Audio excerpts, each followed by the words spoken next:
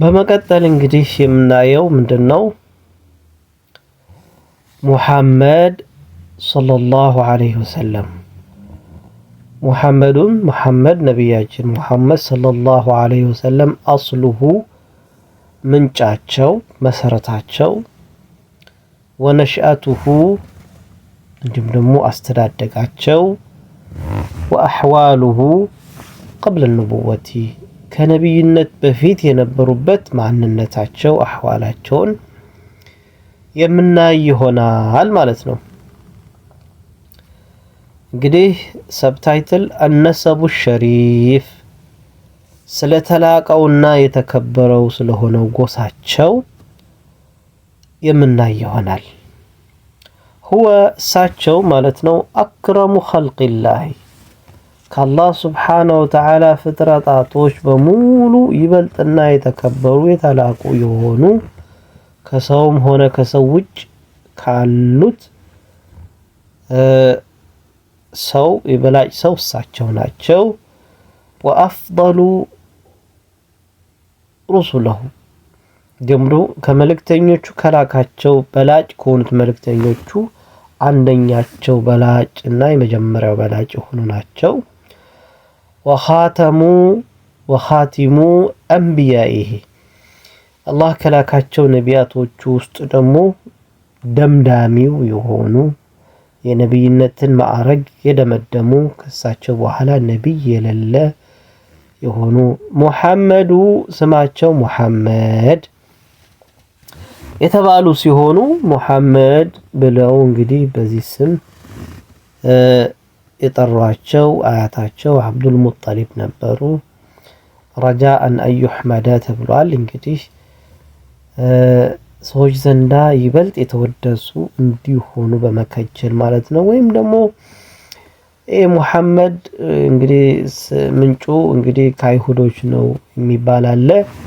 ሙሐመድ መህሙድ አህመድ የሚባል እንግዲህ ነብይ በመጨረሻው ዘመን ይመጣል ሲሏቸው ይሰሙ ስለነበረ በዚህ ምክንያት ነበር እንግዲህ ነብዩን ሰለላሁ ዐለይሂ ወሰለም ይሄንን ስም የሰጧቸው ይባላል። ብቻ ግን ያው እንግዲህ ሰዎች ዘንዳ ትልቅ ቦታ እንዲኖሩና እንዲወደሱ የተጠቀሙት ነው። ሙሐመድ ስማቸው ሙሐመድ ሲሆን ኢብኑ አብድላህ የአብደላህ ልጅ የሆኑ ابني عبد المطلب يا عبد المطلب عبد الله دمو يا عبد المطلب لجونو عبد المطلب دمو ابني هاشمي እንግዲህ ያለ ይሄዳል። محمد ابن عبد الله ابن عبد المطلب ابن هاشم ابن عبد مناف ياله ابن قصي ابن كلاب ابن مرة ابن كعب ابن لؤي ابن غالب ابن فهر ابن مالك ابن النضر ابن كنانة ابن خزيمة ابن مدركة ابن إلياس ابن مضر ابن نزار ابن معد ابن عدنان ናቸው እስከ መጨረሻው እንግዲህ እስከ 12ኛ አያታቸው በዚህ መልኩ ነው። ሙሐመድ ስማቸው ሙሐመድ ኢብኑ አብዱላህ አብዱላህ ልጅ ሆኖ ኢብኑ አብዱል ሙጠሊብ አብዱላህ ደግሞ የአብዱል ሙጠሊብ ልጅ ሆኖ አብዱል ሙጠሊብ እንግዲህ አብዱል ሙጠሊብ ማለት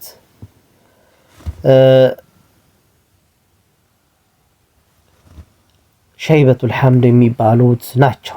ሸይበቱል ሐምድ አብዱል ሙጠሊብ ማለት እንግዲህ ሸይበቱል ሐምድ ነው። ለምንድነው ሸይበቱል ሐምድ የተባሉት ከተባለ ሺበት የሚባል ነገር እንትናቸው ላይ ስለነበረ ጸጉራቸው ላይ አናታቸው ላይ ከዛ የተነሳ ሸይበቱል ሐምድ የሚባል ስም ተሰጣቸው። ያው የራሱን የቻለ لماذا سمي عبد المطلب ከተባለ ደግሞ አሁንም ደግሞ له قصة ራሱን የቻለ ቂሳ ነበር። እንግዲህ የአብዱል ሙጠሊብ የአልሙጠሊብ የሚባለው ግለሰብ እንግዲህ ወንድም ነበራቸው ሃሺም የሚባል ሃሽም የሚባለው ደግሞ ይሄ ወደ መካ ወደ የትሪብ በመጣበት ያኔ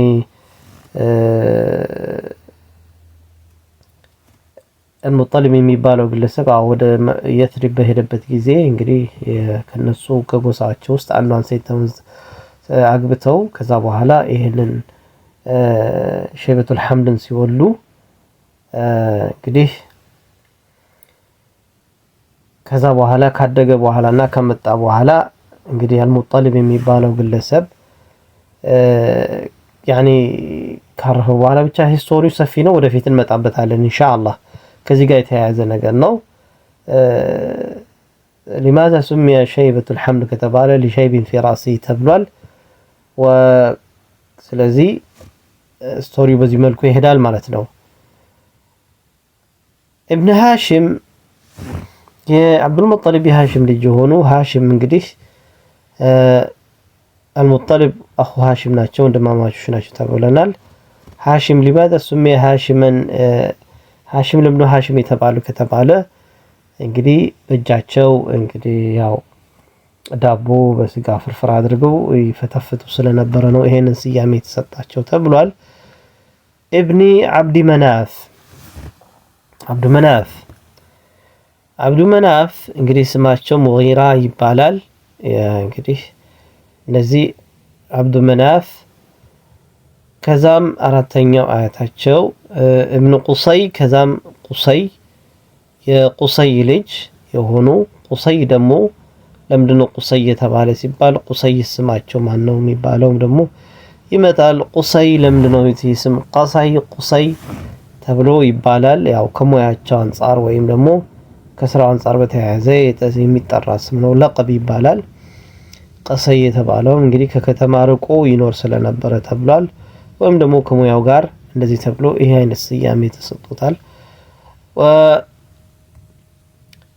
ቁሰይ ኢብኑ ኪላብ እንግዲህ ቁሰይ ደግሞ የኪላብ ልጅ ተብሎ እንደዚህ አይነት ነገር ተሰጥቶታል ኪላብ የሚባለው ደግሞ አሁን የነብዩ ሰለላሁ ዐለይሂ ወሰለም አልጀዱል ኻሚስ አምስተኛ አያታቸው ነው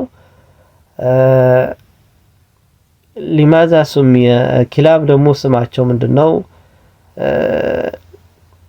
ሐኪም ነው ስማቸው አምስተኛ አያታቸው ነው ቂለ ስማቸው ደግሞ ዑርወትም ተብሏል እሺ لماذا سمي ኪላባን ሲባለው ኪላብ ለምን ተብሎ ተባሉ ከተባለ አሁንም ደግሞ ወደ አደም በሚወጡበት ጊዜ አብዝተው ውሻ ይዘው ስለሚወጡ ስለነበረ ይሄ ስያሜ ተሰጣቸው ኪላብ የሚባለው ማለት ነው ከሞያቸው ከስራቸው አንፃር ነው ተብሏል ከዛስ ኪላብ ኢብኑ ሙራ ኪላብ ደግሞ የሙራ ልጅ ናቸው እንግዲህ ሙር ነው ስማቸው እንግዲህ ታይቷ የመጣችው ለሙባለጋ ነው ተብሏል ሙር ነው ኪላብ ኢብኑ ሙር ነው ሙረታ ሲሉ ታይቷ ለሙባለጋ ነው የመጣችው ተብሏል ዲም ደግሞ ሙራ ኢብኑ ከዓብ ደግሞ እንግዲህ ለምን ነው ሲባል ለከፍታ የተሰጠ ስም ነው ተብሏል ከፍ ያለ ሰው ስለነበረ ተብሏል ኢብኑ ሉአይ ከዓብ ኢብኑ ሉአይ ናቸው ለኢይ ከሚለው ሉአይ እንግዲህ ተስጊር ነው ተብሏል ለኢይ ከሚለው ስም የመጣ ነው ተብሏል ኢብኑ ጋሊብ ልጅና የሆኑ ሉአይ ኢብኑ ጋሊብ ናቸው ጋሊብ ደግሞ ኢብኑ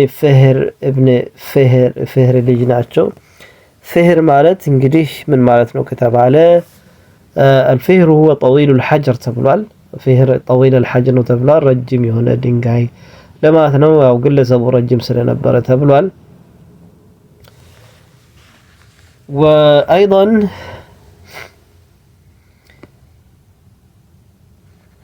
ابن مالك فهر ابن مالك ናቸው ማሊክ ደግሞ ابن النضر የابن النضر ልጅ ናቸው ነضر ابن كنانة ይባላል እንግዲህ ይሄ የቁረይሽ የለቀብ ስም ነው ተብሏል ወይም ፈህር ኢብኑ ማሊክ የሚባለው የቁረይሽ ለሚለው የተሰጠ ስም ነው ተብሏል ያኒ ፊህር የቁረይሽ ለቀብ ነው።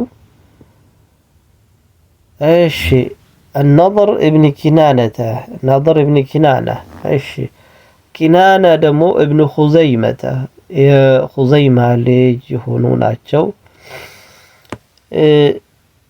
እንግዲህ ኹዘይማ ማለት ምን ማለት ነው? ኹዘይማ ኸዘመ ከሚለው ወይም ኸዝም ከሚለው ቃል ኹዘይማ የሚለው ተስጊር የሆነ ቃል ነው። ያኒ ተስጊር ማለት ኹዘይማ ምን ማለት ነው? ያኒ ሸዱ ሸይ ማለት ነው። አንድን ነገር ጠበቅ አድርጎ ማሰር ማለት ነው። እና ኸዝም ከሚለው ነው የመጣው። ኹዘይማ ተስጊር ነው።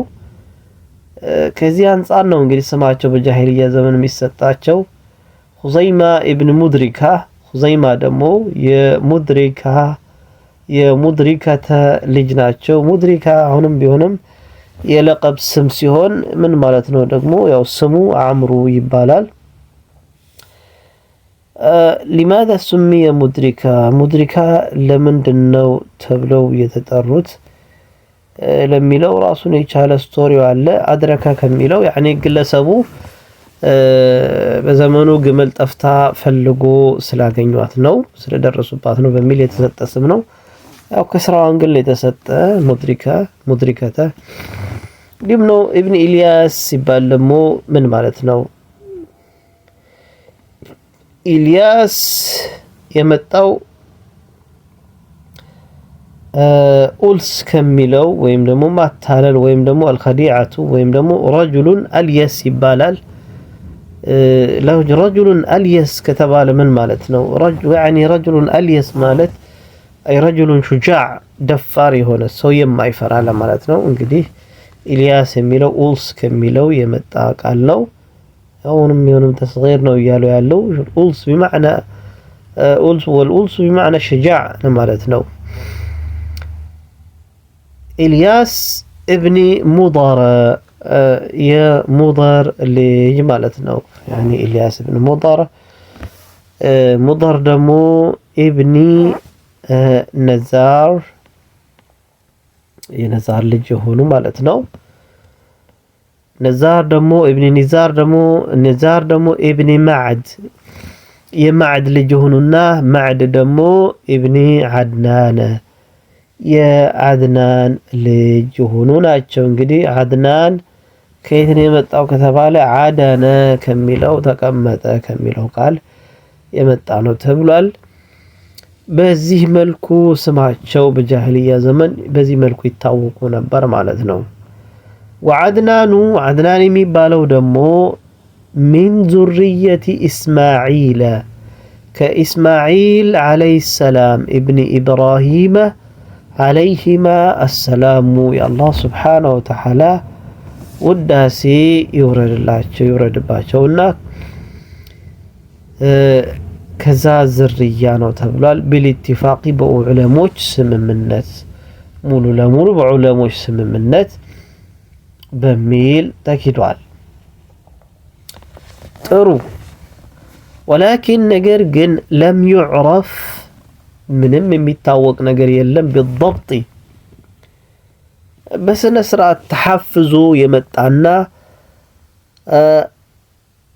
አደደን ከቁጥር በኩልም ሆነ ወላ አስማአን ከስም በኩል ከአድናን በኋላ من بينه وبين إسماعيل ከአድናን በኋላ እስከ እስማኤል እስካለው ድረስ በضبط እንደዚህ ተሐፍዞ በስነ ስርዓት በደንብ ተቀምጦ የመጣ ከስም በኩል ይሄን ያክል ስም አለ ከቁጥር በኩል ይሄን ያክል ቁጥር አለ ተብሎ የተባለ የለም። ብቻ ግን ከሙሐመድ ሰለላሁ ዐለይሂ ወሰለም እስከ አድናን ድረስ ባለው ግን እሱ የተስማሙበት ነው። أما أمه صلى الله عليه وسلم ነገር ግን እናታቸው ግን የነብዩ ሰለላሁ ዐለይሂ ወሰለም እናታቸው فهي الصام آمنة أمينة ይባላሉ። ቢንቱ ወህቢን የወህብ ልጅ ሲሆኑ ወህብ ደግሞ ኢብኑ አብዲ መናፍ